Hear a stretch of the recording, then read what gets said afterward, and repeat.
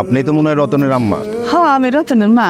রতন কনস্ট্রাকশনের কাজে বিদেশে 14 তলা থেকে পড়ে ওর দেহ ছিন্ন ভিন্ন হয়ে গেছে। আমি বিশ্বাস করি না, আমার পোলা আমার জায়গা দেখতে পারে না। রতনের ডেড বডি পচে এমন গন্ধ হয়েছে, আসলে আমাদের আর থাকা সম্ভব হচ্ছে না। বিচ্ছির একটা গন্ধ। আমি আর এক মুহূর্তে বাড়িতে থাকতে পারবো না। আমি আমার বাপের বাড়ি যেতেছি। আপনার ছেলের লাশের গন্ধ তো আমি এই বাড়িতে থাকতেই পারতেছি না।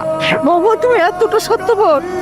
আমার পোলা শুধুমাত্র তোমার সুখের কথা চিন্তা করে বিদেশ গেছিল, আর তার লাশের গন্ধ সহ্য করতে না পারা তুমি বাড়ি ছেড়ে চলে যাইতেছো। হ্যালো আব্বা, আমার ওই টাকার মেশিনটা পয়সা নষ্ট হয়ে গেছে, এখন দুর্গন্ধ ছড়াইতেছে। তোমার জামাই বিদেশে কয়দিন আগে মারা গেছে। গ্রামবাসী বলাবলি করতেছিল লাশের গন্ধে নাকি তোমাকে বাড়ির আশেপাশে যাইতে পারতেছেন। ওরে পরির পাতা দিয়ে গোসল করায় দিন, শেষ গোসলটা। না না না না চাচি, আমি যাইতে পারবো না। ওই পোস্টার লাশের পাশে আমার যাওয়া সম্ভব না।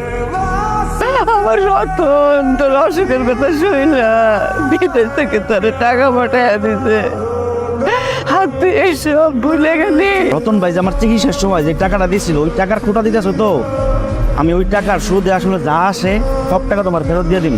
আপনি আপনার মাইয়ারে নিয়ে পালায় যাইতেছেন? পলায় যাবো না তো কি করবো? আপনার পোলার পাশাপাশি কি আমার মাইয়াটারও মাইরা ফেলামো? আমার ছেলে মরে গেছে, তার মানে পয়সা গেছে। এতদিন যে টাকার মেশিনটা ছিল, এখন আর তার কোনো প্রয়োজন নেই। আব্বা, আমার বাবা তো মারা গেছে অনেক দিনই হইল। আপনার আগে শ্বশুর না, আমি আমার নিজের বাবার মতোই সম্মান শ্রদ্ধা করি। সেই কথাগুলো আপনার মনে পড়ে বিয়াই সাহেব? আমার ছেলে আপনার ছেলে, আর আজকে আমার ছেলের লাশের গন্ধে আপনি আপনার মায়ের নিয়ে বাড়ি ছেড়ে চলে যেতেছে। সেদিনের কথাগুলো আবেগে বইলা ফেলাইছি। আশা করি কথাটা বুঝতে পারছেন। চল দে মা, চল।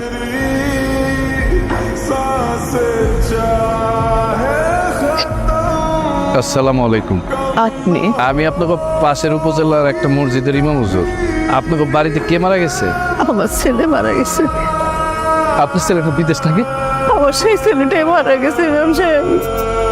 ওর লাশের গন্ধে ওর বন্ধু বান্ধব আত্মীয় স্বজন গ্রামের মানুষ সবাই চলে গেছে, এমনকি তার বউ পর্যন্ত চলে গেছে। আমি তো কোনো পচা গন্ধ পাইতেছি না, আমি পাইতেছি সুগন্ধ। আর এরকম সুগন্ধ আমি আমার জীবনে কোনোদিন পাই নাই, বিশ্বাস করেন। আপনার ছেলের লাশের থেকে কোনো দুর্গন্ধ বাইরিতেছে না। এই ইমাম সাহেব আসার পর লাশের ভেতর থেকে একটা সুগন্ধ বের হইতেছে তো। ইমাম সাহেব, আপনি কি আগে থেকে আমার ছেলেরে চিনতেন? আপনার ছেলের আমি আগে থেকেই চিনতাম, আর আপনার ছেলে বিদেশ যাওয়ার পরে আপনার ছেলের সাথে আমার নিয়মিত কথা হইত। বিদেশ যাওয়ার জন্য এতগুলো টাকা হারাই ফেলাই না। আরে এটা তো আমার ব্যাগ, আপনি কোথায় পেলেন?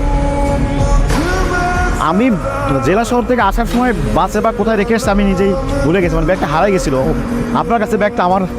জি, এটা আপনারই ব্যাগ। তবে ব্যাগের ভিতরে যে পাসপোর্ট আর ভোটার আইডি কার্ড ছিল, সেখান থেকে আপনার বাড়ির ঠিকানা নিয়ে তারপর আপনার বাড়ি খুঁজে বাইরে ফিরে চলে আসছে। আপনার টাকা আবার আপনি ফিরে পাইছেন। আপনার ছেলে বিদেশ যাওয়ার পরে আমার সাথে নিয়মিত যোগাযোগ রাখতো, সবসময় আমার খোঁজ খবর নিত। একদিন আমি আমার ছেলে মেরে পেট পুরায় খাওয়াইতে পারতাম না। আপনার ছেলে কি করতো জানেন?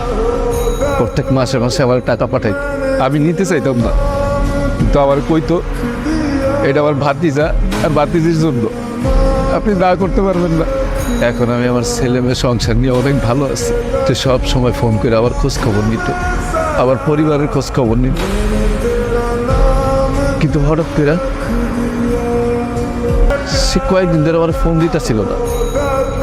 তখন আমি তার নাম্বারে ফোন দিলাম, দেখি মোবাইল বন্ধ। তখনই না আমার মনের ভিতরে জানি কেমন লাগতেছিল, তাই আমি দৌড়ে চলে আসলাম খোঁজ দিতে। আইসা দেখি আমার মন কিন্তু বলতেছিল কোনো না কোনো মানুষ আমার ছেলেরে দাফন করার জন্য আসবে। আপনি আইছেন আমার পোলারে শেষ গোসল করানোর জন্য।